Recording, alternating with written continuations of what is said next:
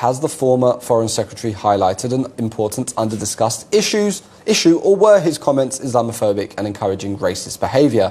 To debate this, I'm now joined by human rights campaigner Hina Khalid and talk radio host and columnist John Gaunt. Thank you for joining me both this evening. Hina, let's start with you.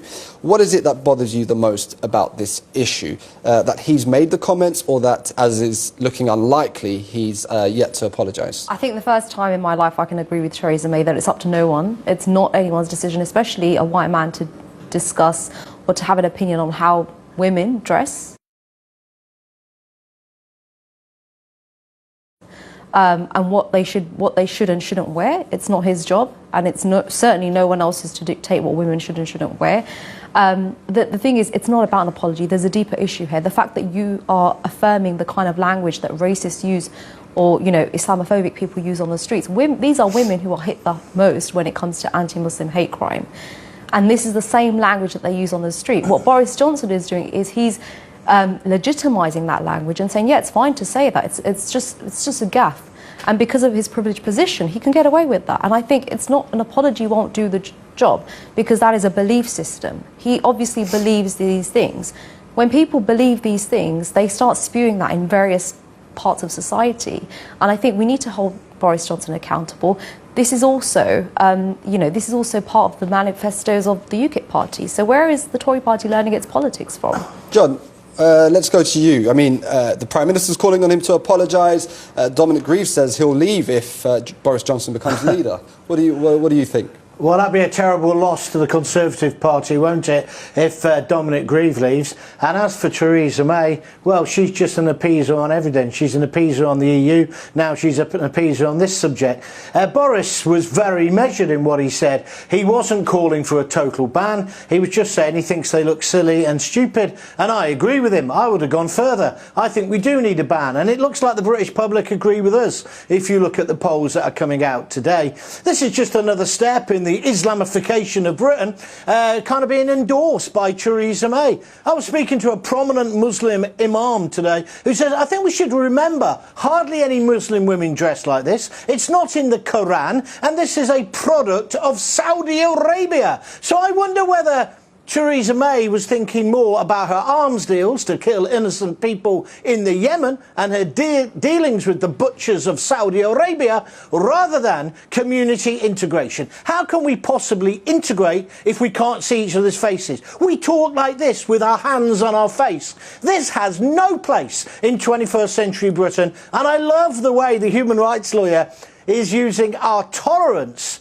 as some kind of battering ram. We know these women, most of them are cajoled into doing it. They don't really want to dress like that. It's an act of defiance by the men often. So if we want to talk about women's rights, let's talk about the women's rights in Iran, where they're pulling off their hijabs. Their headscarves. So, John, you say... talk about that. Sorry.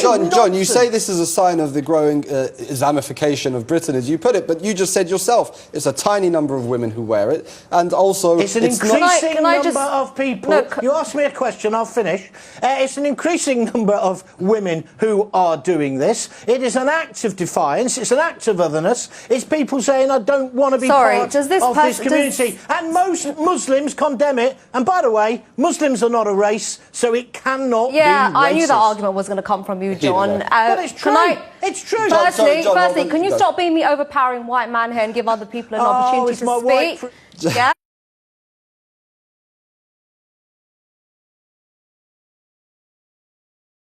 And also, this is a thing, is firstly, you're going to tell us about women's rights as a white man, a middle-class white man. You're going to tell us... Hey, hang on a minute. What's my colour got to do with it, you racist? Oh, I'm a racist now. Hina, let's just stick to the topic. This is the problem. Sorry, how dare you talk about my colour, you racist? Hina, let's talk about the issue. He's saying that this is something which is imposed. John, I'll come back to you. The whole integration debate, right? Yes.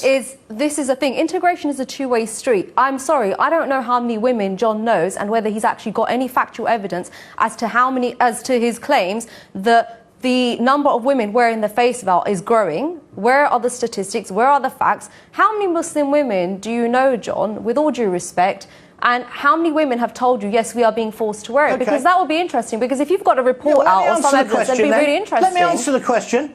I worked with many Muslim women when I was the most successful presenter on BBC Radio London. I worked with lots and lots of Muslim men. I got on with all of them. They were liberal people. This is a small sector. Why don't you focus on what I'm talking about, which is it's Saudi Arabian led. This is a cult within... Excuse me.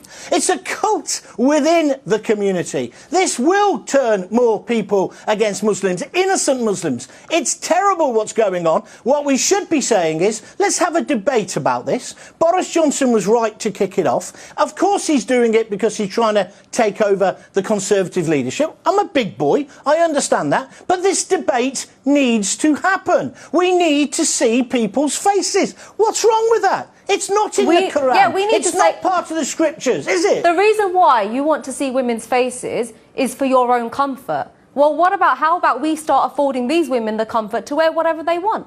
Is that, but we want to have this liberal British, but we want to extend the whole colonial society and we want to live like them. I'm going to give you another cliche. I can't walk into a garage with a crash helmet on or a bank. I can't walk in there with a balaclava. Why can these women do it? I'm sorry, you're wrong. We've even had terrorist suspects disappearing, escaping, wearing a burqa. Men I'm talking about. Listen. We should be talking about the liberation of women. We should be talking about our liberal, tolerant society. The British colonial version of liberation. That's I don't think we so. should be I'm just going to jump in awfully here. Sorry, John. You do mention a point there about bank robbers, for example. There are people who rob banks and commit crimes wearing Halloween masks. Are we supposed to ban those as well? Is this the level of this debate? Is this really Hold on. I'm playing advocacy here. You're saying one second. Don't tell me what I'm saying. You're saying that these niqabs or burqas are used to go into banks. I'm asking you, as the moderator here, should we also ban other things which have been used in crimes? No. Why not? This is a simple because I can't believe the level of debate is this low. Look, you've presented that opinion. We're just questioning it. If a woman wants to wear a headscarf, if a woman wants to be modest, I haven't got a problem with that. But I just think in modern, tolerant Britain, we shouldn't be allowing it. Just like we shouldn't be turning a blind eye to FGM, as we have done, unstunned halal slaughter, as we do. It shouldn't be happening. So where does FGM come from? Fair enough. Hold on. The majority of Muslims, right, do not wear this ridiculous garb.